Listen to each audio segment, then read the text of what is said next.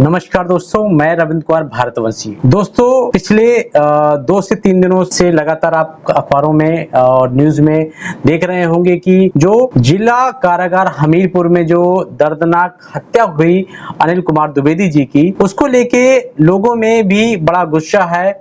और सबसे जो ज्यादा जो सराहनीय कार्य किया है वो जिला अधिवक्ता संघ द्वारा हमीरपुर द्वारा किया गया और ब्राह्मण महासभा के द्वारा किया गया और जो यहाँ के ब्राह्मण समाज के जो वरिष्ठ लोग हैं उनके द्वारा जो कार्य किया वो एक सराहनीय कार्य था। और कहीं ना कहीं आप लोगों की मेहनत की वजह से आज अनिल कुमार द्विवेदी जी को और उनके परिवार को एक न्याय मिलता दिख रहा है और उम्मीद है कि आप लोगों के इस अथक प्रयास से जल्द उसको न्याय मिल जाएगा। परंतु एक सवाल बनता है कि आखिरकार ये घटना क्यों हुई, कैसे हुई, ये बहुत गंभीर सवाल है।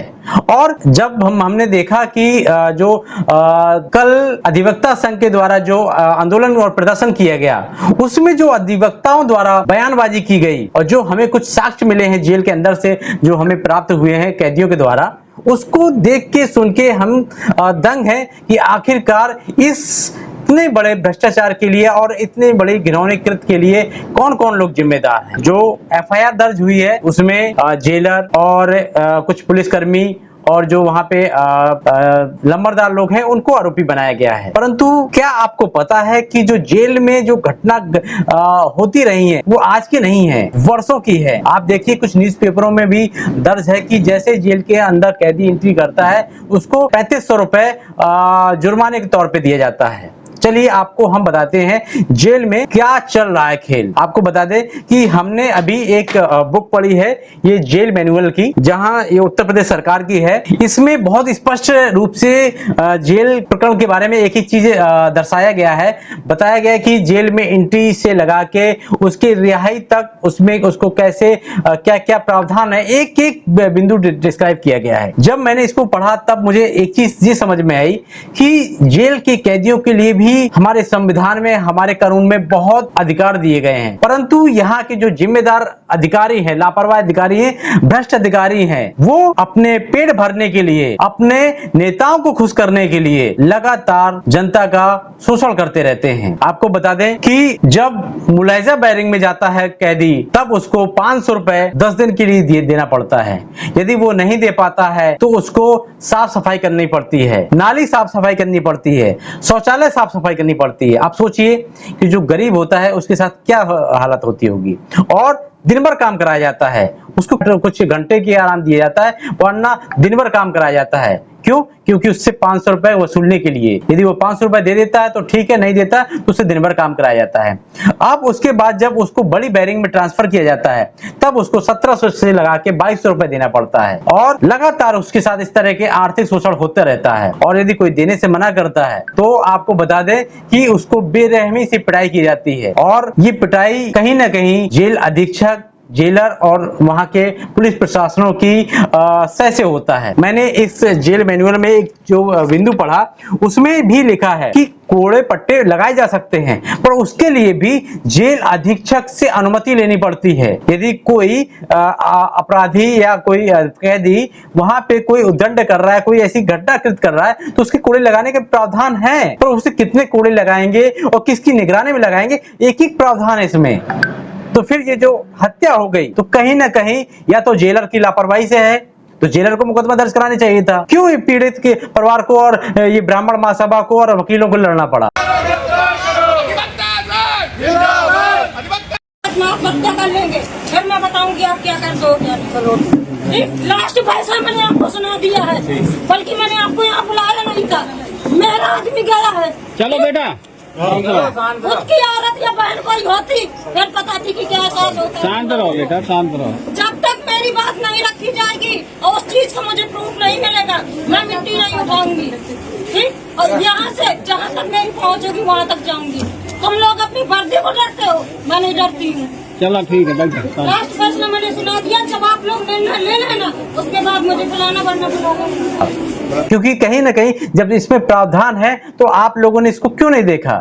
और सबसे बड़ी ताज्जुब की बात है, इसका सबसे बड़ा जो जिम्मेदार व्यक्ति जो मेरी नजर से लगता है उसका सबसे बड़ा जिम्मेदार व्यक्ति है यहाँ का जिलाधिकारी, पुलिस अधीक्षक यहाँ के दोनों विधायक और वर्तमान सांसद भी, क्योंकि इनकी जिम्मेदारी है।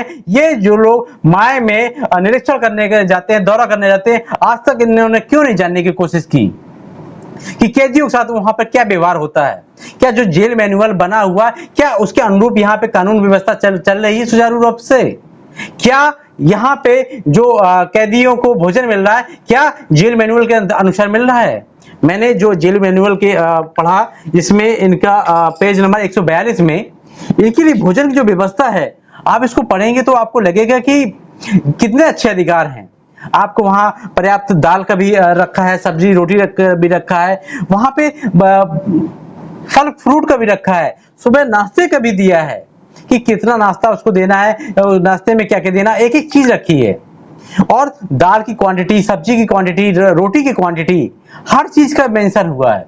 परंतु आप जानेंगे कि वहां पे ये जो मैनुअल में लिखा है और हकीकत क्या है, बहुत अंतर है, और इसके लिए जिम्मेदार और कोई नहीं, और यहाँ का आपका जनपद का प्रतिनिधि, चाहे वो विधायक हो चाहे सांसद हो, यही सबसे बड़े जिम्मेदार है, क्योंकि जनता की आवाज के लिए इनको बनाया गया है। कभी आप लोगों ने अपने विधायक से, अपने सांसद से पूछने की कोशिश की कि हमारे जो कैदी जो बंद हैं जेल में, उनको कैसा भोजन मिल रहा है? आपकी जिम्मेदारी है, आप दौरा कर सकते हैं, कभी आपने नहीं पूछा, और उसी का भुगतान इस अनिल कुमार द्विवेदी जी को करना पड़ा। और अनिल कुमार द्विवेदी कोई इकलौते नहीं है, इससे पहले एक सिवनी के कोई मुसलमान थे, उन्होंने आत्महत्या की। हमारे वकील साहब लोगों ने बताया, कई लोगों ने और बताया कि उस व्यक्ति को रिहाई और उसके मुकदमे से बरी कराने के लिए 14 लाख रुपए जेलर ने ले लिए थे। आप समझिए कि इतनी बड़ी घटना में उसने आत्महत्या कर ली, पर आज तक कोई जांच नहीं हुई। आपको बता दें कि एक वकील रामदास सविता भी जेल में बंद थे, और उनकी भी बेरहमी से पिटाई की गई थी। उन्होंने अपनी पिटाई की बात अपनी पत्नी के माध्यम से न्यायालय में भी पहुंचाई, परंतु क्या हुआ, उनको भी न्याय नहीं मिला। जांच में जांच अधिकारियों ने, चिकित्सक अधिकारियों ने उन्हें बता दिया कोई चोट नहीं है, जबकि 7 दिन तक वो उठ नहीं पाए थे। बंदे को जेलर जीतने का बड़ा माना जाता है, और ये हमारे जमादार जो वहाँ पर है, हमारे बंदी है, वो इतना मारते जिससे और मरे हो जाते हैं, यहाँ तक कि उनकी हत्याएं लगे हो जाती है, मार जाता है। और इसी का परिणाम है कि आज हत्या हुई, क्योंकि वहाँ पर पैसे भी मांगे जाते हैं। अगर कोई बंदी अपने घर का खर्चा डाले बैठा, उसकी तलाशी में पैसा मिल गया तो उसने पैसा मांगा, पैसा न दिया तो उसी विवाद हो गया, और जेल पीछा को जेलर द्वारा पैसा न लौटाने के लिए बर्बरता से मारा पीटा जाता है। और वहाँ पर जो चिकित्सक है, जो डॉक्टर है, वो इतनी घटिया दवा देते हैं, वो इलाज भी नहीं ढंग से करते हैं, और गाली देते हैं। अगर बंदी का ये सामने बदतमीजी क्या, साले खड़े नहीं हो पाता, साले बैठ, दुनिया भर की बातें करते हैं, कोई ढंग का इलाज भी नहीं किया जाता है। और जो दूध है, फल है, वो टाइम अपने लोगों को देते हैं, बीमार बंदी को नहीं देते। जो लंबा दार राइटर है, उनको वो दूध और फल दिए जाते हैं, ना कि बीमार बंदी को दिए जाते हैं। जो अच्छी दवाएं आती हैं वो डॉक्टर साहब के बाहर को सप्लाई करते हैं, और घटिया बिल्कुल निम्न क्वालिटी की दवा बंदी की जाती है, जिससे बंदी कोई आराम नहीं मिलता है। अगर वो बाहर जाने के लिए, अपना इलाज कराने के लिए कहते हैं, कोई बाहर के लिए नहीं किया जाता है, और बल्कि नकार आ जाता है। अगर वो बार बार दिखा देता है तो उस बंदी को बुलाकर इतना मारते हैं जिसकी कोई सीमा नहीं का मर जाओ। यहाँ तक कि कई लोग कैंसर में पीड़ित थे, वो कैंसर से पीड़ित होने के बाद में भी उसका कोई इलाज नहीं किया जा रहा है, न बाहर ले जाते हो, मरता है। ऐसी विड़म्ब स्थिति है हमारे जिला में। और ये जेल अधीक्षक, ये जेल अधीक्षक से है तो फिर कई घटनाएं हो चुकी है, 3-4 लोगों की मृत्यु हो चुकी है, लेकिन हमारा जिला स्तर का प्रशासन, यहाँ का पुलिस अधीक्षक, यहाँ का जिलाधिकारी इस विषय में कोई कार्रवाई नहीं करता है, सिर्फ वो हबर जाता है और खाना पूर्ति करके लौटाता है। इस तरह की विड़म्ब स्थिति है। और बल्कि आगे वक्ता का भी वहाँ पर मिलने जाते हैं बंदियों से, तो कम से कम वक्ता को आधा घंटे तक खड़ा रखते हैं, न वहाँ पर कोई बैठने की व्यवस्था न कुछ। पहले हमारा वक्ता जाता था, 3 बंदियों से मुलाकात कराते थे, अब 1 बंदी से कराते हैं, वो भी अगर एक बार भगवान बोला 1 हफ्ता, कहाँ जेल मैनुअल में ऐसा लिखा है आदमी जाएगा मिलाई नहीं करेगा, ये कितने बार करेगा? ऐसा वक्ता के लिए नहीं है, कोई कानून नहीं है जब बंदी से नहीं मिलेगा। लेकिन जब से ये जेलर आया, नए नए कानून लागू कर रखी है, अब उन्होंने एक कानून बना के कभी झगड़ा मिलेगा कभी खत्म नहीं मिलेंगे। इस तरह की विषम स्थिति है। और हमारे अधिवक्ता भी कई लोग गए, उनके साथ भी गुणवत्ता की जाती है। जो भी अधिवक्ता अगर किसी कानून जेल में गए, उनके साथ भी अन्याय अत्याचार और कठोर कड़ा से कड़ा उनके साथ मुझे भी तो कई बार मारा और मैंने इसकी शिकायत की, लेकिन हमारा जिला प्रशासन और यहाँ के जिला जज ने कोई कार्रवाई इस विषय में की। हम अध्यक्ष जी से निवेदन करता हूँ कि पैर कोर्ट हाई कोर्ट को इस विषय में गए, यहाँ के जो जिला जज चाहते हैं वो सिर्फ जाकर के कमरे में बैठ करके खाना पूर्ति करके वापस लौट आते हैं। यहाँ अगर जिलाधिकारी या ओएसपी अगर जाते हैं तो सिर्फ जिला जज के रूम में बैठ करके वापस लौट आते हैं। किसी बंदी से आज तक ये नहीं पूछा गया क्या समस्या। इतनी गंभीर चोटें थी। आखिरकार ये लोग कौन कौन हैं जो इस पूरी घटना में शामिल हैं, इसको सोचना पड़ेगा आपको। आपको लगेगा कि नहीं इनके ऊपर एफआईआर हो गई है, अब मामला खत्म नहीं। कहीं ना कहीं इसमें जो जिम्मेदार हैं वो जिम्मेदार पूरा सिस्टम है। जिला अधिकारी, पुलिस अधीक्षक, विधायक, सांसद, ये सारे लोग इन्वॉल्व हैं। और यदि आप मानिए कि जो जनपद में अवैध वसूली होती है, क्या जेल प्रशासन ही अकेले रखता है? यदि जेल प्रशासन रखता होता तो जिला अधिकारी जो दौरा करने जाते हैं वो ईमानदारी से जाते। पर हकीकत क्या है, जिला अधिकारी और पुलिस अधीक्षक जब वहां जाते हैं, फोटो खिंचाते हैं, चले आते हैं। तो कहीं ऐसा तो नहीं कि इस अवैध वसूली में जिला अधिकारी और पुलिस अधीक्षक का भी कुछ हिस्सा हो? क्योंकि यदि वो व्यक्ति मौन है तो यह उसका हिस्सा होगा या तो उसकी कोई मजबूरी होगी। मजबूरी हो सकती है कि भाई इसका हिस्सा मंत्रियों तक जाता होगा, इस वजह से मंत्री को प्रेशर रहता होगा। तो कहीं ना कहीं इसमें शासन भी इन्वॉल्व हो रहा है। मैं आप सभी लोगों से निवेदन करूंगा कि घटना की तह तक जाएं, उसके समाधान के लिए लड़ें। और मैं आपको पूरी जिम्मेदारी से कह रहा हूं कि आज अनिल कुमार द्विवेदी जी की हत्या हुई है, इस वजह से इनकी घटना को उजागर हुआ और इनको न्याय मिला और इतनी बड़ी कार्रवाई हो पाई। पर यदि ये अनिल कुमार द्विवेदी की जगह अनिल कुमार अन्य होते तो शायद ये घटना में ना इतनी बड़ी कार्रवाई हो पाती, ना ऐसे न्याय मिल पाता। अब आपको लगेगा कि मैं यहाँ जातिवाद करता हूं, नहीं, क्योंकि ये द्विवेदी थे और ब्राह्मण थे, और ब्राह्मण लोग हैं जरूर 3-4%, पर वो अपने अधिकारों के लिए लड़ना जानते हैं, लड़के अपना अधिकार लेना जानते हैं, और इसीलिए वो हर जगह सफल हो जाते हैं। मैं उनको दिल से सैल्यूट करता हूं और उन अधिवक्ता लोगों को सैल्यूट करता हूं जिन लोगों ने इस लड़ाई को जारी रखा और आज भी जारी है। उनका कहना है कि जब तक ऐसे लोगों की गिरफ्तारी नहीं होगी तब तक वो लड़ाई जारी रखेंगे। तो कहीं ना कहीं ये जो ब्राह्मण समाज, ब्राह्मण वर्ग और अधिवक्ता संघ लड़ रहा है, वो कहीं ना कहीं इसीलिए लड़ पा रहा है क्योंकि वो लोग एकजुट हैं, एकता है उनके अंदर, और अन्य वर्ग में एकता है मुझे तो नहीं दिखती। तो मैं आप सभी से निवेदन करता हूं, जो अभी अधिवक्ता संघ लड़ रहा है, ब्राह्मण समाज लड़ रहे हैं, कि आपने आधी लड़ाई लड़ ली है, आधी लड़ाई जीत ली है।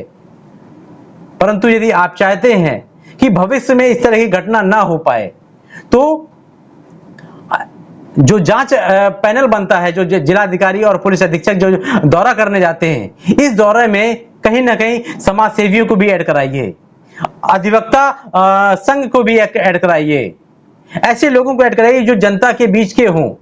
ऐसे घिनौने और घटिया लोगों को ऐड ना कराइए, जैसे विधायक, सांसद, जो जनता के द्वारा चुने जाते हैं पर जनता के लिए लड़ते नहीं है। मुझे शर्म आती है ऐसे प्रतिनिधियों को अपना प्रतिनिधि कहते हुए, और चले जाते हैं पीड़ितों के सहानुभूति के लिए। क्या ये सहानुभूति की आप लोगों ने? यदि आप लोगों ने पहले से संज्ञान ले लिया होता, इस तरह की अवैध वसूली को रुकवा दिया होता, तो ये अनिल कुमार द्विवेदी की हत्या नहीं होती। क्योंकि यदि अवैध वसूली ही नहीं होती तो ये इस तरह की घटना नहीं हो पाती। और यदि आप समय समय पे दौरा करने जाते हैं और अपने वहां पे बंद कैदियों से वार्ता करते, तो आपको पता चल जाता कि वहां क्या क्या होता है। आपको बता दें कि वहां प्राइवेट कैंटीन भी चलती है, वहां पे लोगों को जो सामान नहीं मिलना चाहिए वो भी मिलता है, और बहुत उच्च रेट में मिलता है। बीड़ी, सिगरेट, गुटखा, तंबाकू, गांजा, क्या क्या नहीं मिलता वहां पे। और ये सारा चीज आपके जेल प्रशासन द्वारा मुहैया कराया जाता है, और वो भी लंबरदारों के माध्यम से। चलिए मानते हैं कि जेल मैनुअल में बीड़ी और कुछ चीजों का प्रावधान है, वो भी महीने में 1 बंडल 2 बंडल 3 बंडल का प्रावधान है, उसके बाद ये इस तरह के उपलब्ध कराया जाता है। तो जेल जो बनी है वो सुधार गृह होता है। आप लोग ही यदि इस तरह की अपनी अवैध वसूली के लिए, अपनी कमाई के लिए इस तरह हरकत करेंगे तो कैसे व्यवस्था बनेगी। मैं आप सभी मेरे दर्शकों से निवेदन करता हूं, यदि आपको मेरे विचार अच्छे लगते हैं तो इनको शेयर करिए और अपने प्रतिनिधियों से, ऐसा नहीं कि विधायक से और विधायक अकेले से बात करिए, विधायक और सांसद से भी बात करिए, क्योंकि सांसद विपक्ष का जरूर है पर उसके फुल अधिकार हैं कि वो जाके दौरा कर सकता है। यदि उसको कमी लगती है तो अपने पत्राचार के माध्यम से शासन प्रशासन को अवगत करा सकता है, उससे जवाब ले सकता है। तो आप विधायक सांसद से पूछिए कि आखिरकार उन्होंने दौरा में किए तो आखिरकार उन्होंने ये घटना जानकारी क्यों नहीं की, और नहीं की तो ऐसे जिम्मेदार नेताओं को आप लताड़िए और उनको उनकी औकात दिखाइए, जिससे कि आने वाले जो भी प्रतिनिधि बने वो समय समय पे आपके लिए काम करें। यदि आप नहीं काम करते, मौन रहते हैं, तो ये आज अनिल कुमार द्विवेदी जी की हत्या हुई है, कल और कर्ण की होगी, कल और कोई परिवार रोएगा, कल और परिवार अपने कोई खोएगा। तो मैं आप सबसे निवेदन करता हूं कि जागरूक बनिए और जहां गलत होता आवाज उठाइए, चाहे वो कोई भी हो, आवाज उठाइए और लड़िए, अपने के लिए लड़िए, अपने लोगों के लिए लड़िए, अपने समाज के लिए लड़िए।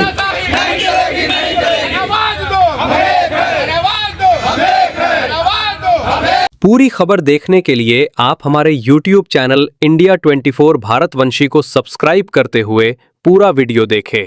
और यदि आपको हमारी खबरें अच्छी और जानकारी युक्त लगे तो वीडियो को ज्यादा से ज्यादा शेयर करें और कमेंट्स में फीडबैक जरूर दें। आप हमें आर्थिक सहयोग के लिए हमें 9455937066 पर ऑनलाइन भुगतान या दिए गए बार कोड को स्कैन करते हुए भी भुगतान करते हुए हमें मदद कर सकते हैं, जिससे हम और मजबूती से आपको निष्पक्ष और सच्ची खबर दिखा सकें।